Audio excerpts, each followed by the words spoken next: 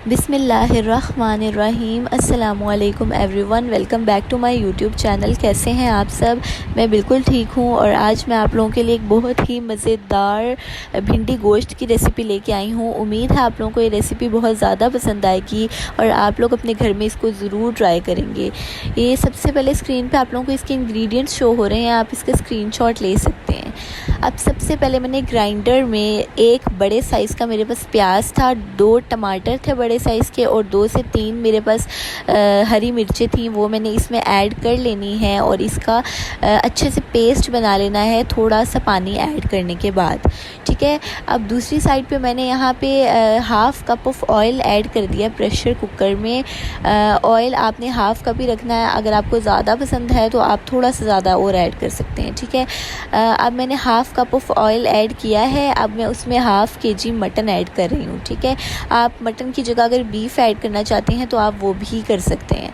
अब मैंने इसमें मटन को ऐड कर दिया है और इसके साथ मैंने जो अभी टमाटर, प्याज और हरी मिर्चों का पेस्ट बनाया है वो मैं इसमें ऐड कर दूँगी। ठीक है। अब यहाँ पे इसके साथ ही इस स्टेज पे मैं अपने तमाम स्पाइसेस इसमें ऐड कर दूँगी और इन स्पाइसेस की डिटेल्ड क्वांटिटी आपको डिस्क्रिप्शन में मिल जाएगी, आप वहाँ से चेक कर सकते हैं। अब यहाँ पे हमारे इसके तमाम इंग्रेडिएंट्स कंप्लीट हो गए हैं। अब मैं इसको अच्छे से मिक्स करूँगी और उसके बाद मैं इसको तकरीबन 20 से 25 मिनट के लिए प्रेशर कुकर की लिड को लगा दूँगी। ठीक है।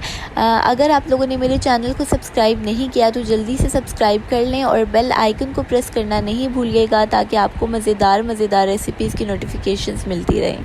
अब दूसरी साइड पे मैंने ऑयल ले लिया, उसमें मैंने अपनी भिंडियों को अच्छे से फ्राई कर लेना है। ठीक है। ताकि अगर इसमें कोई लेस हो तो वो ख़त्म हो जाए। ये मैंने हैक आपको पहले भी रेसिपी में बताया है, आप इस हैक को ज़रूर ट्राई कीजिएगा, इससे आपकी भिंडी की लेस बहुत जल्दी ख़त्म होगी।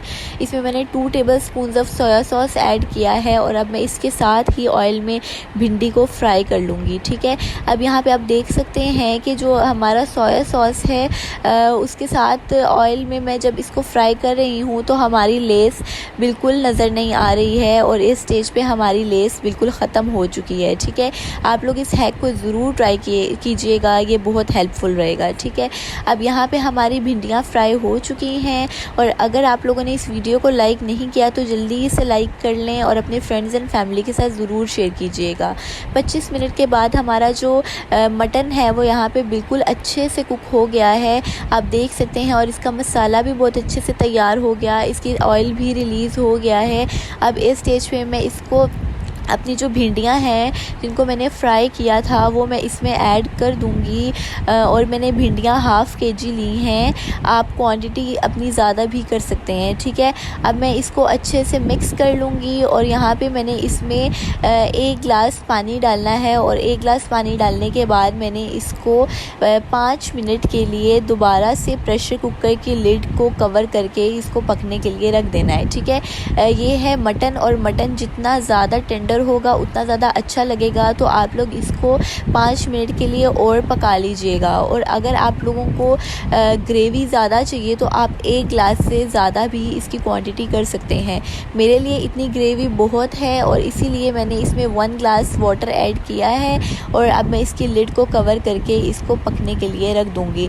यहाँ पे आप देख सकते हैं कि हमारी भिंडियाँ बिल्कुल लेस नहीं छोड़ रही क्योंकि हम लोगों ने इसमें सोया सॉस के साथ इसको अच्छे से फ्राई कर लिया था। आप इस हैक को ज़रूर ट्राई कीजिएगा, ये आपको बहुत ज़्यादा हेल्प करेगा। ठीक है।